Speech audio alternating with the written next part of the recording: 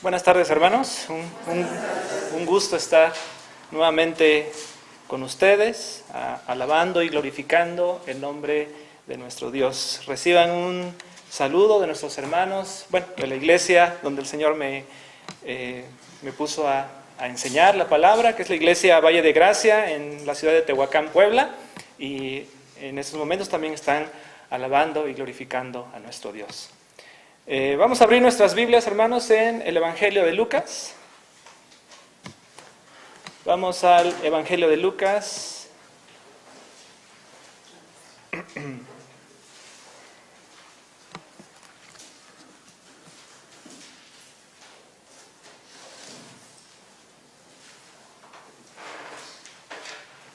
Y vamos a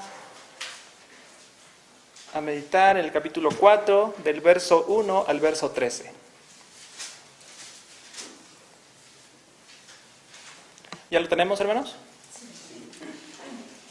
Voy a leer y ustedes siguen con su vista. Y después de esta lectura vamos a venir en oración al Señor. Dice así la palabra del Señor. Jesús, lleno del Espíritu Santo, volvió del Jordán y fue llevado por el Espíritu al desierto por 40 días, y era tentado por el diablo, y no comió nada en aquellos días, pasados los cuales tuvo hambre. Entonces el diablo le dijo: si eres hijo de Dios, di a esta piedra que se convierta en pan. Jesús respondiéndole dijo: escrito está, no solo de pan vivirá el hombre, sino de toda palabra de Dios. Y le llevó el diablo a un alto monte y le mostró en un momento todos los reinos de la tierra. Y le dijo el diablo: a ti te daré toda esta potestad y la gloria de ellos, porque a mí me ha sido entregada, y a quien quiero la doy.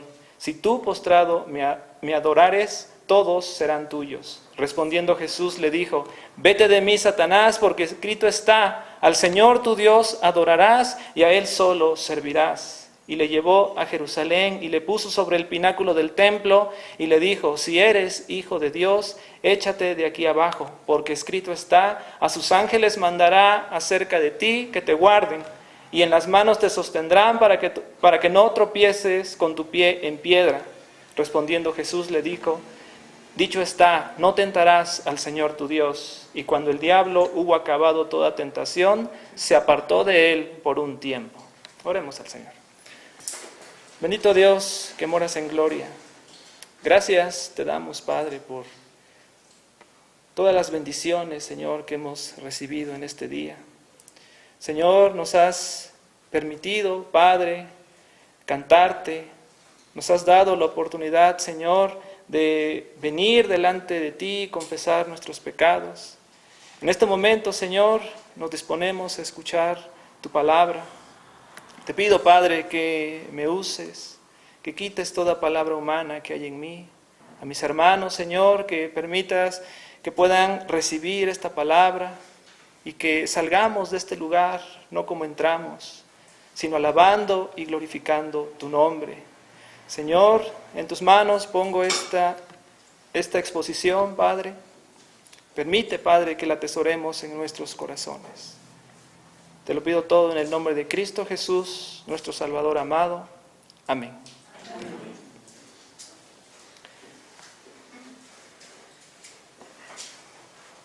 Lucas, hermanos, es un libro muy hermoso. Narra de una manera maravillosa la vida del Señor. El autor es Lucas, es un siervo de Dios que trabajó junto con el apóstol Pablo.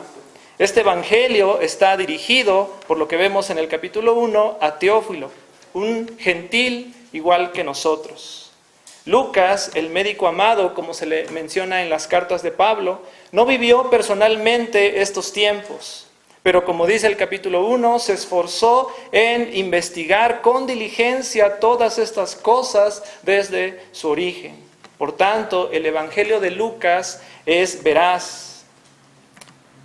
Tuve un maestro que nos decía que este libro, en especial el Evangelio de Lucas, no era de confianza porque no se puede escribir de alguien a quien no se conoce personalmente.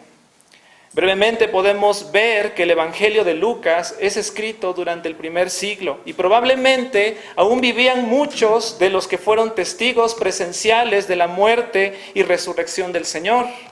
Los apóstoles aún vivían, y si hubiera error en este evangelio, más de uno hubiera hecho críticas sobre él, al grado de desaparecerlo, y no lo tendríamos en estos momentos en nuestras Biblias. A esto agregamos que toda la palabra es inspirada por Dios. Podemos decir que el testimonio de Lucas es verdadero. Bueno, Lucas, habiéndonos preparado para el ministerio del Señor en los primeros 3 capítulos, es así como llegamos al capítulo 4. El texto que acabamos de leer nos narra la historia cuando Cristo es llevado por el Espíritu Santo al desierto para ser tentado por el diablo. Las 3 tentaciones que se mencionan aquí son 3 con las cuales nosotros estamos muy familiarizados. Probablemente no tal cual como se le presentaron a Cristo, pero veremos que sí hay mucha similitud. Estas se desarrollan en 3 lugares diferentes. Primero en el desierto, en un monte y finalmente en el templo de Jerusalén. Comienza el capítulo 4 haciendo mención que Cristo estaba lleno del Espíritu Santo. Hermanos, ¿acaso hubo un momento donde el Señor no estuviera lleno del Espíritu Santo? Claro que no, pero se menciona esto con relación al último acontecimiento que se menciona en Lucas 3, el bautismo del Señor, donde se nos dice que el Espíritu Santo había descendido sobre él en forma de paloma. Ser lleno del Espíritu Santo es estar totalmente entregado a Él y ser obediente a cada palabra de Dios. Cristo, Dios encarnado, como hombre, dice el verso 40 y verso 52 del capítulo 2 de Lucas, que crecía en sabiduría y en gracia. Cristo fue aprendiendo la ley del Señor desde pequeño, al grado que cuando tenía 12 años podía debatir con los maestros de la ley en el templo. ¿Sí recuerdan esta historia? Muchas partes de los evangelios nos mencionan que pasaba la noche orando o se levantaba cuando aún estaba oscuro para orar. El verso 15 del capítulo 4 nos dice que era su costumbre visitar y enseñar en las sinagogas los días de reposo. Hermanos, Cristo estaba lleno del Espíritu Santo y era guiado por Él. ¿Qué ejemplo tan grande nos da el Señor? Dice que fue llevado al desierto y probablemente al desierto de Judea. Esta era la región más estéril y desolada en todo Israel. Ahí estuvo 40 días en ayuno y era tentado por el diablo. El número 40 en la Escritura a menudo ilustra un tiempo de prueba o un examen. 40 días duró el diluvio. 40 días estuvo Moisés en la montaña mientras el pueblo era probado. 40 años pasaron en el desierto los israelitas. 40 días de vida había dado Dios a Nínive si no se arrepentían. Y 40 días estaría el Hijo de Dios en el desierto para ser tentado por el diablo. Santiago nos dice que Dios no puede ser tentado por el mal. Y también nos dice que el hombre de su propia concupiscencia es atraído y seducido. Cristo, hermanos, es el segundo Adán. Es sin pecado. La tentación de Él fue un poco diferente a la tentación a la que estamos acostumbrados nosotros. La tentación de nosotros es de manera interna, producto de nuestra naturaleza caída.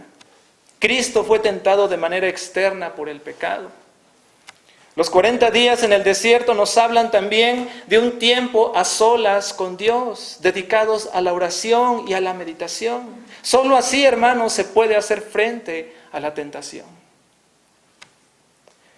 No tenemos más detalles si estuvo comiendo en pequeñas porciones comida y agua, o verdaderamente fue un ayuno completo donde no comió ni alimento sólido ni agua. Algunos dicen que no comió comida sólida, pero sí tomaba agua. Pues no lo sabemos, hermanos. Pero como haya sido, tuvo que haber sido difícil, ya que el contexto donde se desarrolla esto es el desierto. Es un lugar donde escasea el alimento. Dice el verso 2, pasados los cuales tuvo hambre, y no era para menos. Es aquí donde hace su aparición el diablo, el enemigo de Dios y enemigo de nosotros. Satanás comienza apelando, como dije hace un momento, al bautismo del Señor en el Jordán, cuando el Padre dice, este es mi Hijo amado. La primera y la tercera tentación comenzará el diablo precisamente con esta frase: si eres hijo de Dios. El verso 3 dice: entonces el diablo le dijo: si eres el hijo de Dios, di a esta piedra que se convierta en pan. Regresemos, hermanos, de nuevo al contexto. Desierto, no hay alimento, no hay agua, el calor es extremo, 40 días sin comer, sin olvidar que Jesús era hombre. No podemos decir simplemente, es que Jesús era Dios, por eso soportó la tentación. No, hermanos, Jesús era 100% Dios, pero también era 100% hombre. Jesús estaba padeciendo todo como uno de nosotros. Hebreos 4:15 nos dice: porque no tenemos un sumo sacerdote que no pueda compadecerse de nuestras debilidades, sino uno que fue tentado en todo, según nuestra semejanza, pero sin pecado. Al escuchar la palabra tentación, no podemos dejar de pensar en las comparaciones con el primer Adán. Adán fue tentado en el huerto del Edén. Jesús enfrentó la tentación en el peor de los escenarios posibles, el desierto de Judea. Cuando Adán estaba en el huerto, no había pecado que pudiera influir en él. Cristo vino a un mundo de pecado y soportó toda tentación. A Adán se le dijo que de todo árbol podía comer. Cristo fue debilitado con 40 días de ayuno. La caída de Adán ante la tentación trajo la condenación del mundo. El triunfo de Cristo sobre la tentación trajo vida y vida en abundancia. En este relato, Cristo vence la tentación 3 veces, o 3 veces, las 3 veces que lo tienta Satanás, las 3 veces las vence el Señor Jesucristo. Adán cayó en la primera. Dice el texto: si eres hijo de Dios. Otra traducción sería: puesto que eres hijo de Dios.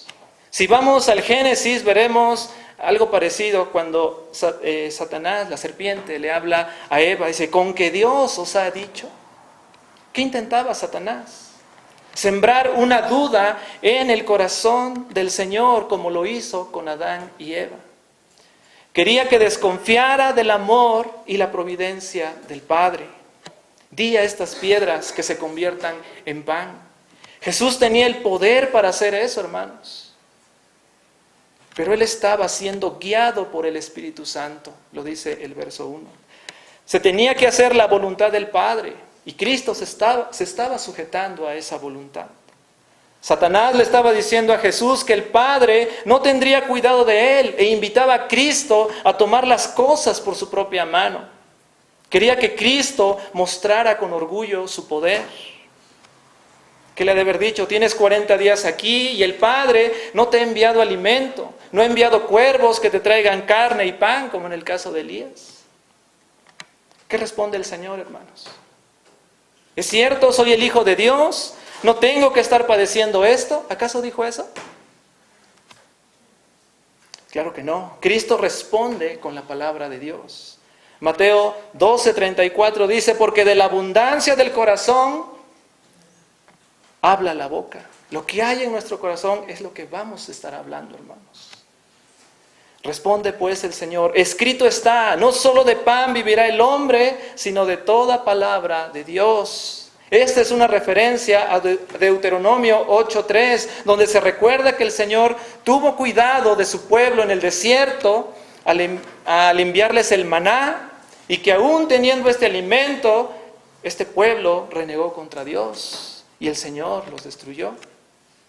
Cristo nos está diciendo que el verdadero alimento que beneficia al hombre es la palabra que emana de Dios. Vale más, entonces, enfocarse en ese alimento espiritual que en las cosas materiales. Cristo dijo tiempo después: mi comida es que haga la voluntad del que me envió y que acabe su obra. En el Sermón del Monte Él declaró: no os afanéis pues diciendo qué comeremos o qué beberemos o qué vestiremos, porque los gentiles buscan todas estas cosas. Pero vuestro Padre Celestial sabe que tenéis necesidad de todas estas cosas. Mas buscad primeramente el reino de Dios y su justicia, y todas estas cosas os serán añadidas. Lo primero, hermanos, es buscar a Dios. Poner nuestra mirada en Él, ocuparnos en sus asuntos y de ahí todo lo demás será añadido. A pesar de las circunstancias, Cristo no hizo su voluntad, sino que esperó en el Padre. El relato paralelo de Mateo, en el capítulo 4, verso 11, dice que después de esto, después de pasar las tentaciones, vinieron ángeles y le servían. Hermanos, ¿se puede comparar un pan con el banquete celestial dado por Dios a su tiempo? Dios tiene algo mejor, pero es a su tiempo, no es en nuestro tiempo, no es cuando nosotros digamos, es cuando Él diga. Adán, por comer de un fruto, se perdió de la bendición de estar en el paraíso y con él toda la humanidad. El cristiano, hermanos, de igual forma es tentado a olvidarse de la providencia de su Señor. Llega a pensar, ¿por qué aquel impío está bien y yo no? Yo que soy hijo de Dios, ¿por qué me pasa esto? ¿Por qué me falta el alimento? ¿Por qué no puedo llegar al final de la quincena? Y muchas veces el que está detrás de ti diciéndote todo esto es Satanás, a través de un amigo, de un vecino. Tú no puedes estar así. Tú vas a la iglesia, no debes estar así. ¿Qué vamos a hacer entonces, hermanos? ¿Tratar de echarle la mano a Dios porque tal parece que se ha olvidado de nosotros? En conclusión, ¿le vas a creer a Satanás? Claro que no. Al parecer, muchos le han creído y hasta lo han infiltrado en la iglesia. Hay hombres que se dicen pastores y que enseñan que un hijo de Dios no puede estar en pobreza, que estar en pobreza es sinónimo de pecado. Esas palabras que Satanás le dice al Señor se parecen mucho a las que escuchamos en estos días. Eres hijo de Dios, entonces no tienes que vivir así. Decreta que este coche que tienes se convierta en un modelo más reciente. Siembra esos 300 pesos para que se conviertan en 3,000 pesos. ¿Han escuchado palabras similares? Hermanos, Dios no se ha olvidado de nosotros. El salmista decía, joven fui y he envejecido, y no he visto a un justo desamparado, ni su simiente que mendigue el pan. Habrá momentos difíciles mientras estemos en este desierto que es el mundo. Somos peregrinos camino a nuestra ciudad celestial. Y en este andar, hermanos, habrá escasez, habrá dificultad. Si nuestro maestro lo sufrió, cuanto más nosotros. Habrá dificultades, pero el cristiano debe evitar a toda costa actuar fuera de la voluntad de Dios y esperar solo en la provisión amorosa de su Señor. Entonces, cuando vengan esos pensamientos que nos hagan dudar del amor y cuidado de nuestro Dios, vayamos a la Biblia. Ahí está nuestra defensa ante los ataques del enemigo. La Biblia son esos delicados pastos donde el pastor nos hace descansar. El maná fue el alimento que mantuvo vivos a los israelitas en el desierto durante esos 40 años. Cristo es ese maná que nos da vida mientras lleguemos a nuestra tierra prometida, nuestra ciudad celestial. En Juan 6:51 dice Cristo, yo soy el pan vivo que descendió del cielo. Juan 6:35 nos dice, Jesús les dijo, yo soy el pan de vida, el que a mí viene nunca tendrá hambre, y el que en mí cree no tendrá sed jamás. Si Cristo no está siendo nuestro alimento, si Cristo no nos está llenando, hermanos, nada nos va a llenar. Y lo llevó el diablo a un alto monte, y le mostró en un momento todos los reinos de la tierra, y le dijo el diablo, a ti te daré toda esta potestad y la gloria de ellos, porque a mí me ha sido entregada, y a quien quiero la doy. Si tú postrado me adorares, todos serán tuyos. En esta segunda tentación, Satanás promete todos los reinos de la tierra. Si Cristo fue llevado literalmente o en visión, no lo sabemos, a la cima de un monte alto para que viera todos los reinos de la tierra, esos reinos serían de Él y lo que conlleva esto: fama, reconocimiento, poder. Todo esto es ofrecido a Cristo por Satanás, tan solo tenía que doblar rodillas ante Él y adorarlo. Pero para empezar, hermanos, ¿en verdad Satanás posee todos los reinos de la tierra? ¿Qué creen ustedes? Claro que no. Recordemos que Él es el padre de mentira. Aunque la Biblia sí menciona que debido al pecado del hombre, menciona frases como que Satanás es el príncipe de este mundo, Juan 12:31, que es el Dios de este siglo, 2 Corintios 4:4, el príncipe de la potestad del aire, Efesios 2:2. Pero en realidad, hermanos, es Dios el que tiene control sobre todos los reinos de la tierra. Hechos 17:26 nos dice que de un solo hombre hizo todas las naciones para que habitaran toda la tierra y determinó los periodos de su historia y las fronteras de sus territorios. Es Dios el que gobierna, es Dios el que pone y quita reyes. Satanás estaba mintiendo aquí. Lo que propone el enemigo de Dios es que Jesús renuncie al programa del ministerio que tiene por delante.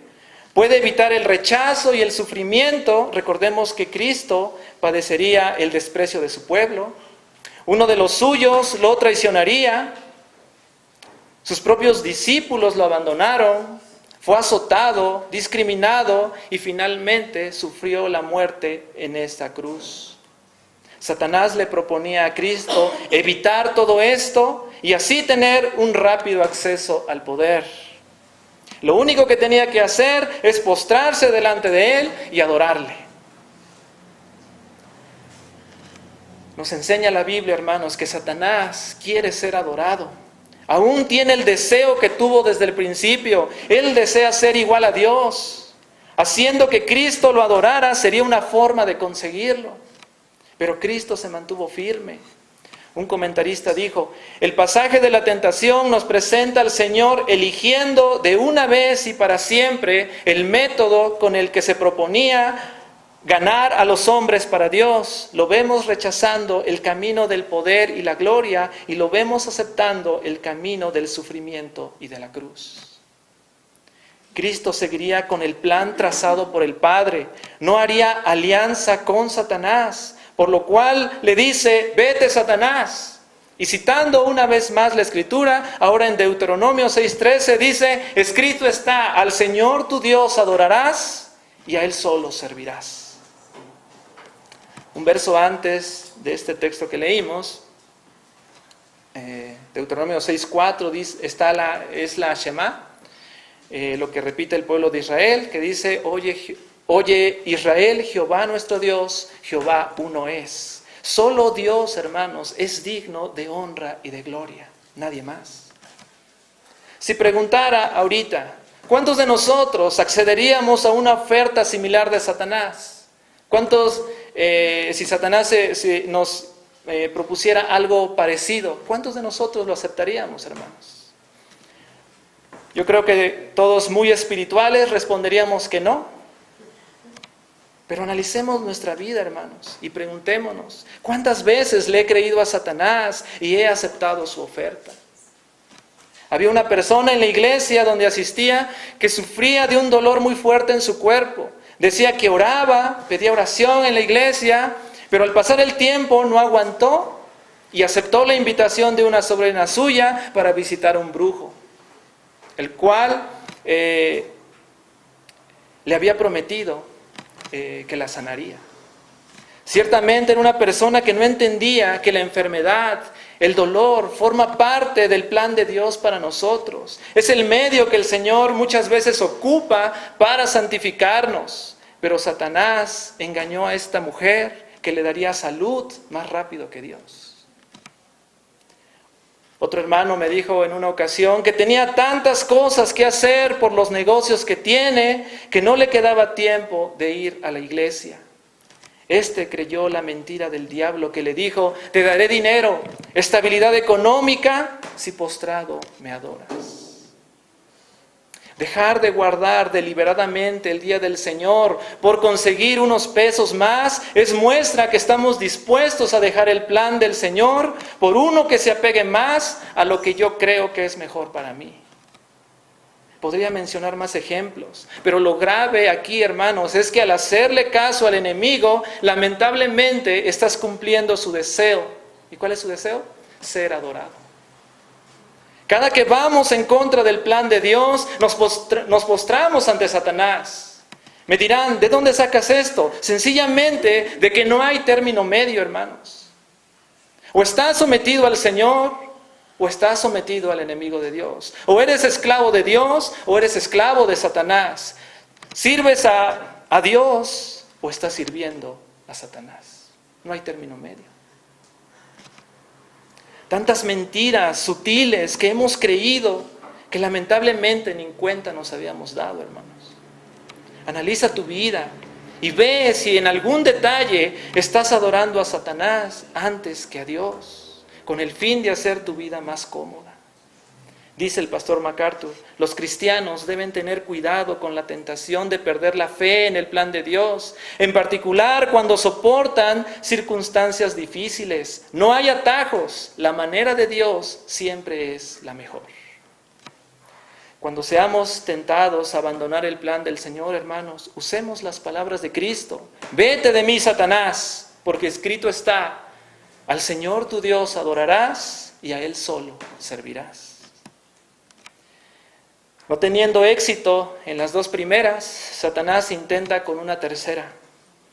Y lo llevó a Jerusalén y le puso sobre el pináculo del templo y le dijo, si eres hijo de Dios, échate de aquí abajo, porque escrito está, a sus ángeles mandará acerca de ti que te guarden y en las manos te sostendrán para que no tropieces con tu pie en piedra. En esta tercera tentación, Jesús es llevado al pináculo del templo, en el que se unía el pórtico de Salomón y el pórtico real. Desde allí había una caída de unos 150 metros hasta el fondo del valle de Cedrón. Aquí Satanás hace su presentación, hermanos, como falso predicador. Satanás ahora cita las Escrituras, como lo había hecho Jesús en las dos tentaciones anteriores, y sintiéndose muy bíblico, dice, porque escrito está, a sus ángeles mandará cerca de ti, que te guarden, y en las manos te sostendrán para que no tropieces con tu pie en piedra. Hermanos, Satanás sabe la Biblia. ¿Sí sabían ustedes eso? Satanás sabe la Biblia sabe más de la Biblia que cualquier teólogo, hermanos, que cualquier teólogo más prolífico sobre la tierra. Pero le encanta sacar textos fuera de contextos para apoyar sus mentiras. Vamos, por favor, al Salmo 91 y vamos a leer del verso 11. El verso 11 y el verso 12. Este es el texto que ocupa Satanás. Muchos ya se han de saber este capítulo de memoria. Dice, pues a sus ángeles mandará acerca de ti que te guarden en todos tus caminos. En las manos te llevarán para que tu pie no tropiece en piedra. ¿Qué le falta, hermanos, al texto mencionado por Satanás en Lucas? ¿Está casi igual? ¿Es el mismo? Algo le falta.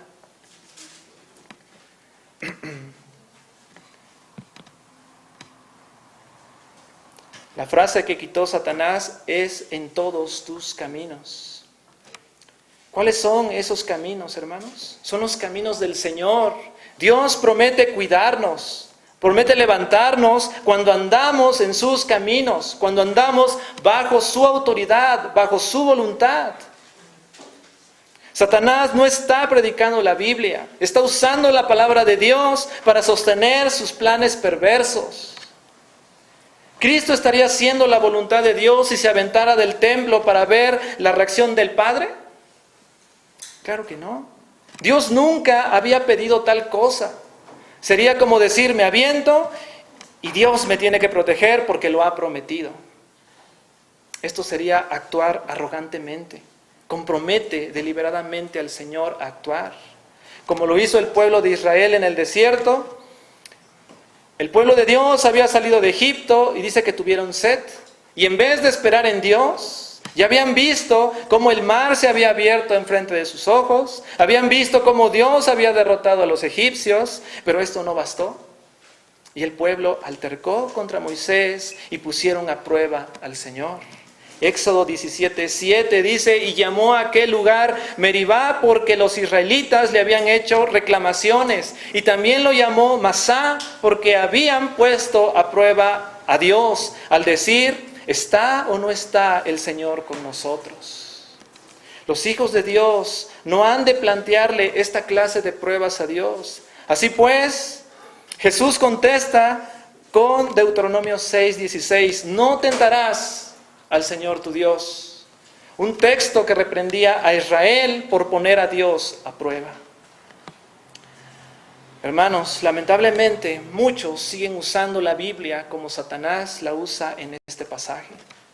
Una vez escuché a un brujo en la radio que decía que para que te hiciera una limpia tenías que ir a su consultorio con fe, porque sin fe es imposible agradar a Dios. ¿Se imaginan? Sacando textos fuera de contexto. Y esto es común también dentro de la iglesia del Señor. Todo puede andar bien en la iglesia, pero con que algo, como es la predicación del Evangelio, esté mal, o esté siendo enseñada de una manera equivocada para sacar algún provecho, es suficiente, hermanos, para que todo esté mal en la iglesia.